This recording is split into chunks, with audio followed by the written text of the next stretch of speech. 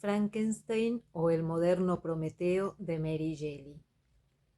El relato del Dr. Frankenstein, capítulo 13. Me apresuraré ahora para llegar pronto a la parte más conmovedora de mi narración. Le contaré cómo surgieron en mí los sentimientos que me han hecho ser lo que soy. La primavera avanzaba con rapidez. El tiempo era magnífico. El cielo estaba siempre sereno. Me sorprendía al advertir que lo que había sido tan solo desierto y tristeza se había transformado en un paraíso y un vergel de flores maravillosas. Mis sentidos estaban hechizados y estimulados por 1000 olores distintos y exquisitos, por 1000 cosas hermosas. El día del que le quiero hablar era una jornada de descanso para mis vecinos. El anciano tocaba su guitarra y sus hijos lo escuchaban. Pude darme cuenta de que Félix parecía aún más melancólico que de costumbre. Suspiraba con frecuencia. Su padre terminó por advertirlo y dejó de tocar. Creí averiguar por sus ademanes que le estaba preguntando a su hijo las causas de su extrema tristeza. El joven respondió en un tono que trataba de ser alegre y su padre retomó de nuevo la melodía que estaba tocando cuando de pronto alguien llamó a la puerta. Era una señora acompañada por un campesino que le había servido de guía. La dama iba vestida de negro de los pies a la cabeza y llevaba sobre su rostro un espeso velo. Ágata formuló una pregunta a la extranjera y ella respondió pronunciando con dulzura tan solo el nombre de Félix. Su voz era melodiosa, pero tenía un timbre distinto del de mis amigos.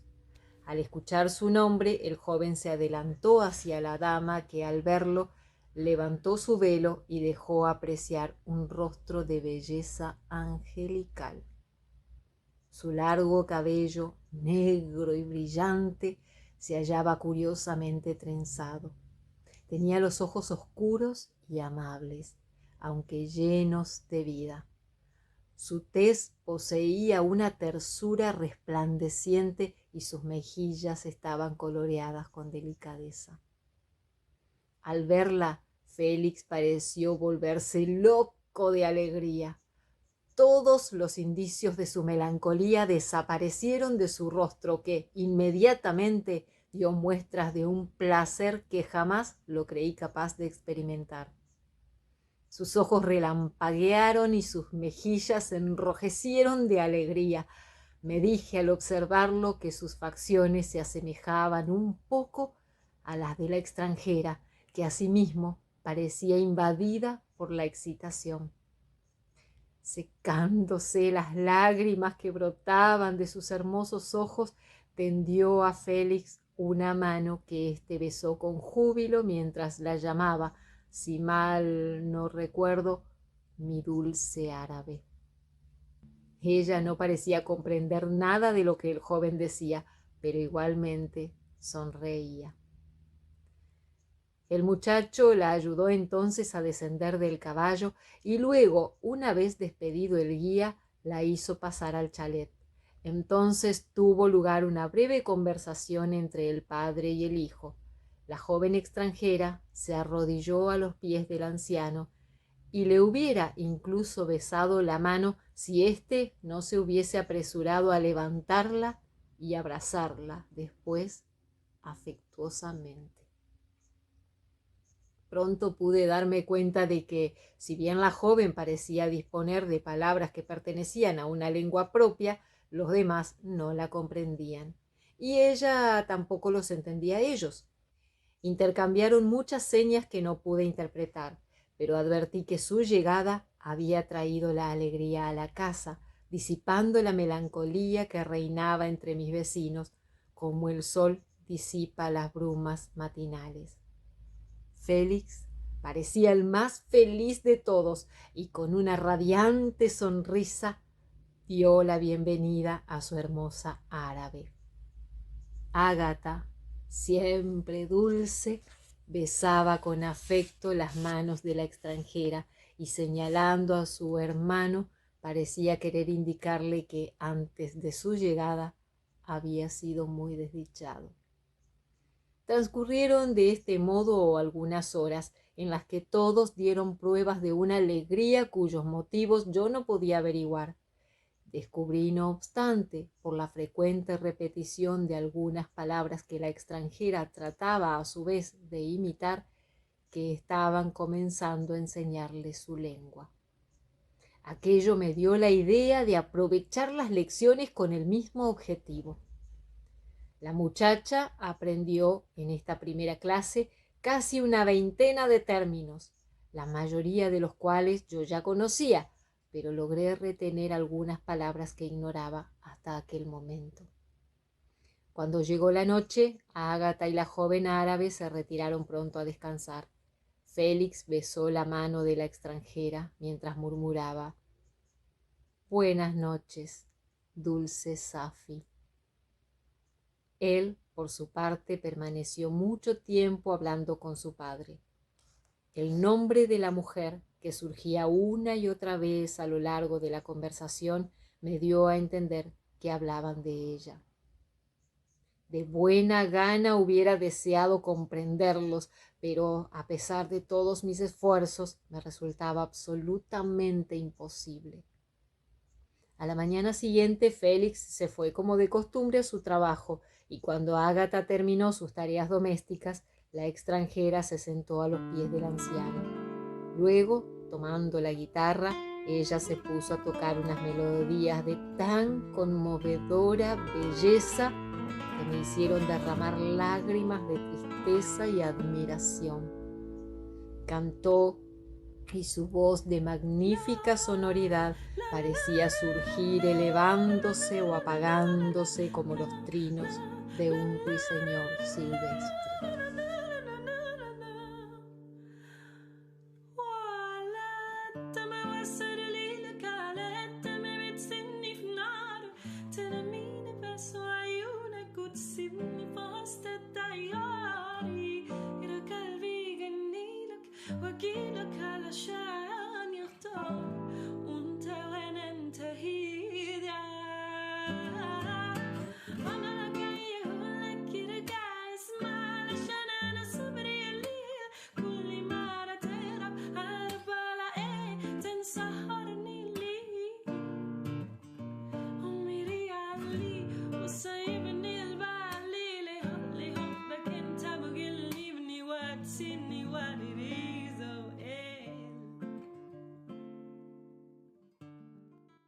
Cuando terminó, tendió la guitarra a Ágata. Esta la rechazó al principio, pero luego la tomó y se animó a tocar una sencilla tonada mientras cantaba con su dulce voz, que sin embargo no podía compararse con el tono cálido y matizado de la extranjera.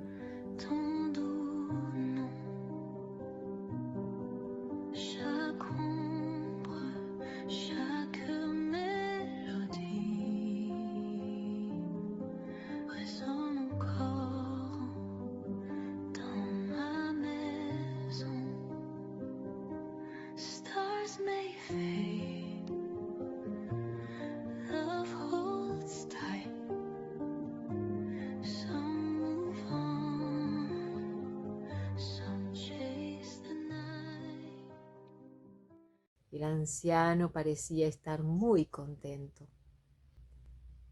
Pronunció algunas palabras que Ágata intentó transmitir a Safi. Creí entender que le estaba expresando el inmenso placer que su música le había proporcionado. Los días seguían transcurriendo en paz como antes, aunque ahora la alegría había reemplazado a la tristeza. Safi parecía estar siempre contenta y feliz. Avanzaba rápidamente en el conocimiento del idioma y al mismo tiempo yo también progresaba, puesto que al cabo de 2 meses ya podía comprender la mayor parte de las palabras que oía.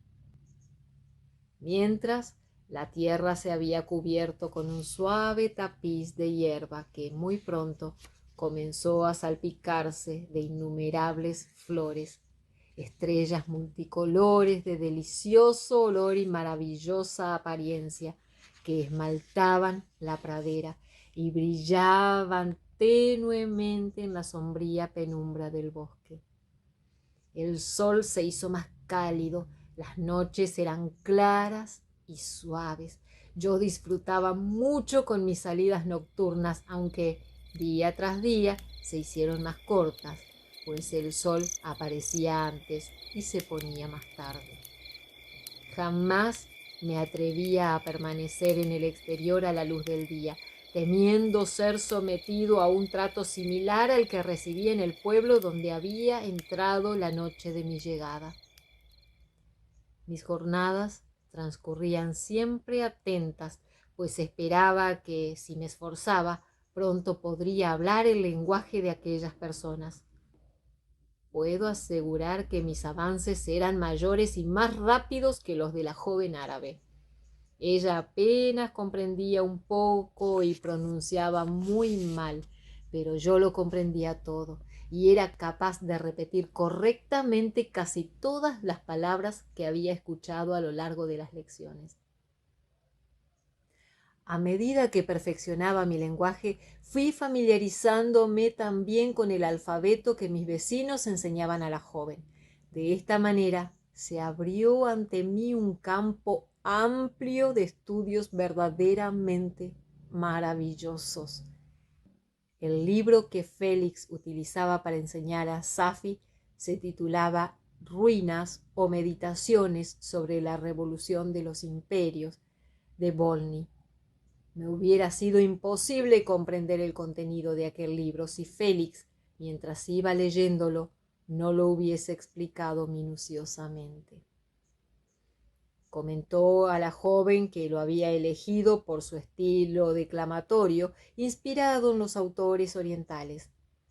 Gracias a este libro adquirí un conocimiento general de la historia y algunas nociones sobre los diversos imperios del mundo contemporáneo. Extraje también de él valiosas enseñanzas sobre las costumbres, los gobiernos y las creencias religiosas de las diferentes naciones de la tierra. Conocí la negligencia innata de los asiáticos, el genio y las actividades intelectuales de los antiguos griegos, las virtudes y las hazañas bélicas de la Roma clásica, la decadencia de aquel poderosísimo imperio y el nacimiento de las órdenes de caballería, el cristianismo y la monarquía. Supe cómo fue descubierta América y lamenté, junto con Safi, la desdichada suerte de los indígenas que habitaban esos lugares remotos. Aquellas historias apasionantes despertaban en mí pensamientos insólitos. ¿Realmente era el ser humano tan poderoso, tan virtuoso y magnífico, y al mismo tiempo tan ruin y lleno de vicios? En ciertos momentos parecía ser tan solo un instrumento en manos del espíritu del mal. En otros, por el contrario, encarnaba todo cuanto pueda imaginarse de noble y divino. Ser magnífico y virtuoso parecía ser el mayor honor al que podía aspirar el hombre, mientras que ser cruel y vicioso, como lo habían sido tantos personajes de la historia, parecía ser prueba de la mayor degradación y testimoniar una condición más baja que la del topo ciego o la del miserable gusano. No logré comprender durante mucho tiempo cómo podía el ser humano cometer un acto tan horrendo como matar a un semejante, ni pude concebir tampoco la necesidad de leyes y gobiernos. Pero cuando supe algunas cosas más sobre el vicio y el crimen, dejé de asombrarme para no sentir más que vergüenza y disgusto. Durante todo aquel tiempo, cada una de las conversaciones que tenían los habitantes del chalet me permitía descubrir nuevas maravillas. Por ejemplo, escuchando las enseñanzas de Félix a la joven árabe, aprendí el extraño sistema que regía la sociedad de los humanos. Fue así como llegué a conocer la injusta distribución de la riqueza, como me enteré de las inmensas fortunas y de las terribles miserias, como supe de la existencia del rango, la casta y la sangre azul. Todas aquellas cosas me hicieron reflexionar. Pude comprender que los hombres estimaban por sobre todas las demás cosas una casta elevada y pura, acompañada de inmensas riquezas. El hombre que poseía solo una de esas condiciones podía considerarse en rigor como digno de aprecio y de respeto, pero si no gozaba de ninguna de ellas, se lo consideraba, salvo raras excepciones, un vagabundo o un esclavo destinado a utilizar todas sus fuerzas para enriquecer y beneficiar a algunos privilegiados. Pero, ¿qué era yo?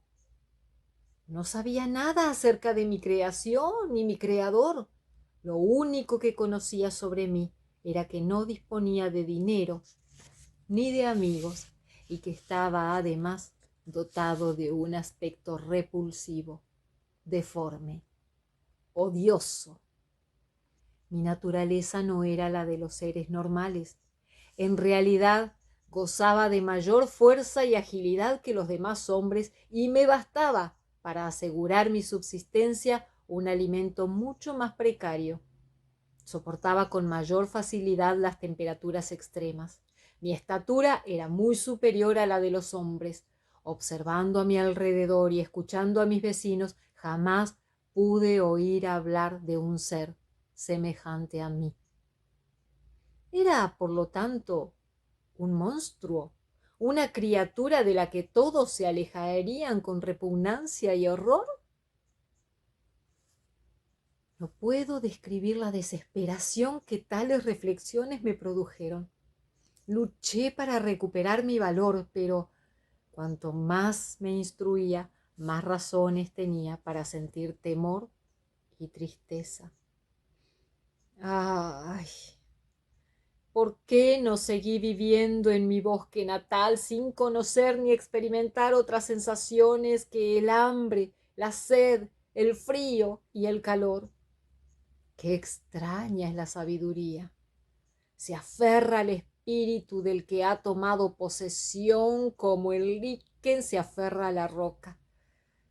Deseé entonces destruir todo pensamiento, todo afecto, aunque ya sabía que sólo de una forma podría escapar al dolor, y era la muerte. Y aún sin comprenderla, la deseaba. Admiraba la virtud y los buenos sentimientos, amaba los modales dulces y afables de mis vecinos, y no obstante, no podía convivir con ellos si no era mediante recursos utilizados a escondidas, si no seguía siendo un desconocido para ellos. Y esta situación aumentaba el deseo de ser aceptado por mis semejantes y convertirme en su par. La dulce voz de Ágata, las alegres sonrisas de la bella árabe, los generosos consejos del anciano y los decididos propósitos del amable Félix jamás se dirigían a mí. ¡Ay! ¡Qué miserable y triste ruina era yo! Otros conocimientos me impresionaron más todavía. Aprendí la diferencia entre los sexos, cómo nacen los niños y cómo crecen. Conocí el placer de un padre ante la sonrisa del bebé y los comentarios ingeniosos de los hijos mayores. Cómo las atenciones y cuidados de la madre se concentran en el ser que lleva en las entrañas, cómo va desarrollándose la inteligencia de los adolescentes, enriqueciéndose con una multitud de conocimientos diversos. Supe, por fin, el significado de las palabras hermano y hermana y la naturaleza de los vínculos que unen tan estrechamente a dos seres humanos. Pero, ¿dónde se encontraban mis parientes y mis amigos? No había tenido un padre que me cuidara en la infancia, ni una madre que me prodigara la bendición de sus caricias y sus sonrisas, o en el caso de que aquello hubiera ocurrido alguna vez, mi vida anterior no era más que un vacío, una nada de la que habían desaparecido los recuerdos. Hasta donde mi memoria podía alcanzar, yo había tenido siempre la misma estatura, las mismas proporciones actuales.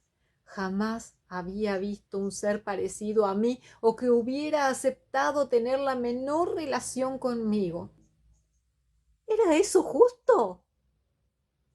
Aquella pregunta se apoderó otra vez de mi alma sin que pudiera responder a ella, más que con tristes lamentaciones. Pronto le relataré hacia dónde me llevaron mis pensamientos, pero antes permítame que vuelva a los habitantes del chalet, cuya historia develó en mí sentimientos que eran mezcla de indignación, alegría y sorpresa, pero que contribuyó a aumentar el afecto y el respeto que experimentaba por mis protectores, pues así los llamaba yo, con un inocente y casi doloroso deseo de engañarme.